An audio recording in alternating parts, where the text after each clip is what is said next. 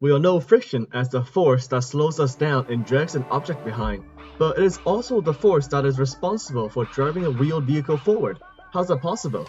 How can a force dragging something behind also push something forward? In this video, we'll go over what friction is, how it pushes a car forward, and how it stops the car from moving. Starting with the force itself, there are two different types of friction, static friction and kinetic friction. Static friction is the force that prevents two surfaces from sliding. This force depends on the two surfaces sliding past each other, as pushing a box across a wooden floor is a lot easier than pushing a box across a carpeted floor. This force is also useful for sticking something in place in heavy air quotes. If you were to stand on a grassy hill, you won't slide down because there is enough static friction to stick you in place. However, if the hill were to be covered by ice, you will start sliding right away, since there won't be enough static friction between you and the ice, causing you to slip.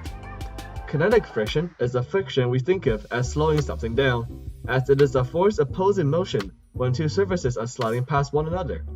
A box sliding on a carpeted floor has way more kinetic friction than a box sliding on ice, so the box sliding on the carpet will come to a halt much sooner than the one sliding on ice. Great, so how does a car use those forces?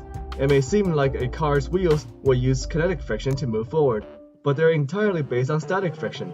As the wheel turns, it is essentially gripping the road and pushing it backwards. According to Newton's third law, as you exert a force in one direction, you receive the same force in the opposite direction. So in this case, as the wheel grabs onto the road and pushes it back, the road pushes on the wheel in the reverse direction, like so. This is why car wheels can't turn while on ice, since if the wheels can't really grip onto the ice, no static friction will be created. This then means that the third law cannot apply, so there will be no motion forwards. It's sort of like swimming, where to go forward, you have to push the water in front of you backwards. So now how does a car stop moving if friction is the force pushing it forward? In a simpler case, applying brakes on a car will gradually apply kinetic friction to the wheel axle, eventually slowing it to a stop. But how does a car stop rolling on its own? As the wheel rolls on the ground, kinetic friction is also created on top of the static friction. However, instead of pushing the car forward like the static friction, the kinetic friction is responsible for opposing the car's motion. This means that to drive forward, the car needs to gain enough static friction to overpower the kinetic friction slowing the car down. If you drive forward and let the car roll on its own, it will gradually slow to a halt as the kinetic friction slowly slows the wheels down, while there is not enough static friction from the wheels to speed the car back up.